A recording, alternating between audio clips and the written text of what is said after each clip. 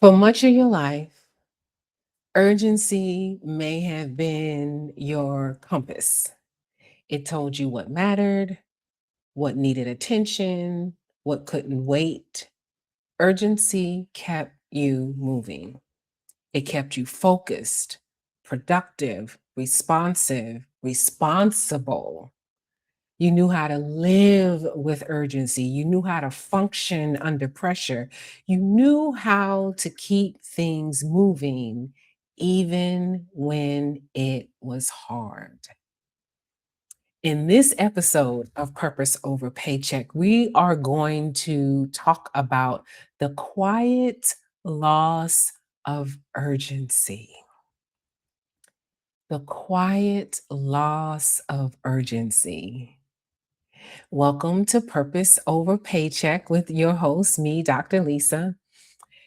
This Purpose Over Paycheck is a midlife movement, right? For women 50 and above, rising in faith, walking in freedom, living in flow, and flourishing in every God designed season. I'm excited that we are currently in a series called When the Old Ways Stop Working, right? When what got you here is not going to be what keeps you here, or what got you here is not going to be what is going to help you build something, get rooted in an existence, in a lifestyle that is flourishing, right? So, the quiet loss of urgency for many seasons of our life before getting into this place, urgency was necessary. It was I hate to use the phrase evil, but it was a necessary evil, right? There were bills to pay, children to raise, deadlines to meet, systems to navigate, right? Urgency helped you survive. But urgency is not meant to be a lifelong companion, because we are no longer in the surviving season of our journey. Midlife welcomes thriving and flourishing and flowing and freedom and faith that is experienced, because at this stage we've got history with God, right? And in midlife, many women begin to feel urgency quietly fade. We're not about that life anymore. You may start to notice small changes, right? Things that once felt pressing no longer feel that way. Emails that once required immediate attention, immediate response, it can wait. Opportunities that once felt urgent, or even seeking out opportunities or making opportunities, no longer feel essential. I didn't say not necessary, but not so essential.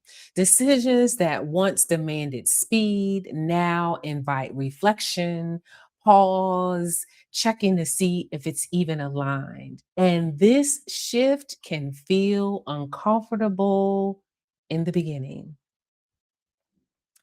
because urgency once gave your life structure. It gave you direction. It told you what to do next. It kept the momentum going. Without urgency, let let's speak truth, right? Without urgency, you may feel uncertain, slower, less driven, less clear, and you may even begin to wonder, am I losing my edge? Right? Am I becoming complacent? Why don't things feel as urgent anymore? It is often a sign. That feeling, asking those questions, the loss of urgency is not a sign of decline. It is actually often a sign of internal stability. Ooh, that is the nervous system finding its flow and its rhythm and its freedom and its foundation. Your nervous system no longer needs constant pressure to stay engaged. Your life is not being driven by survival in the same way. We're not in that place. We in the flourishing era. And so the false urgency begins to dissolve, not dramatically, not all at once, but quietly. This is where space begins to appear.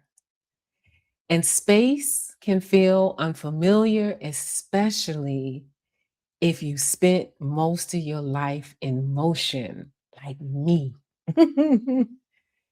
In urgent seasons, there was always something to do. Not that there isn't now, but the sense of urgency to get them done, not the same. Always something to fix, stuff to fix now, but the sense of urgency, not the same. Always someone to help. Yeah, still folks to help, but that urgency is not there. Always something that couldn't wait, but in this midlife space, it can wait.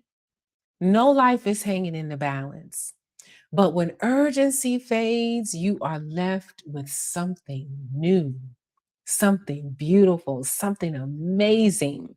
Room to think, room to listen, whew, room to exhale and breathe, room to listen to your heartbeat, room to listen to the wind blow, room to choose differently, room to ask deeper questions. And that room can feel both peaceful and unsettling because space does not give instructions, it just exists. It gives possibility. Many women rush to fill this space. They create new urgency, new goals, new pressures. Nothing wrong with that. It's always a good idea, a great idea to have goals and agenda and things that you want to attain. We're not dead, but the sense of urgency in getting them done, that changes. Mhm. It feels like control. It feels like direction. It feels like safety. Ooh. But midlife is not asking you to recreate urgency. Absolutely not. This is not a do over. This is reinvention. We're building something new, something better, something that we can exist in and flourish in, and those lives and individuals that we touch can experience and see it. We're leaving the breadcrumbs for the generation behind us on how to flourish in midlife. This place of safety is asking you to learn how to live without the urgency, to let your life be guided by intention, truth, alignment, presence instead of pressure. Let me ask you a question, leave you with a question, something to think about. What feels less urgent in your life right now? And what kind of space is that creating for you? If this resonates with you in any way or resonates with someone that you know, your good girlfriend or someone else that you know that is in this transition stage of making the most of their midlife journey, please share this YouTube video with them. Subscribe, like, comment. Sharing is caring. Be sure to subscribe to my channel.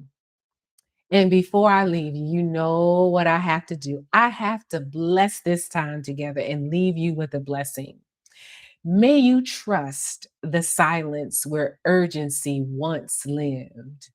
May you release pressure that was never holding. May space become your teacher. May clarity arrive gently and stay. I promise you, midlife is not a crisis, it's an invitation to reinvention. We're still here, we're still rising, and we're learning how to live. Ooh, excuse me, what comes next? With honesty, excuse me, with honesty and wholeness, faith, freedom, flow, and flourishing. This is 50 Reinvented.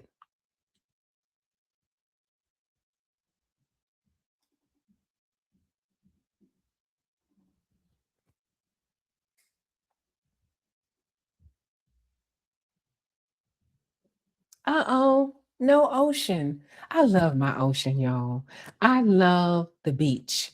That's why I end each episode with the beach scene and the waves coming in. It's because it's like a seal for me. In the church, water represents, there's the candle, the fire of the Holy Spirit. Water represents flow and peace, right? I like to seal it with peace. But for some reason, the video's not working.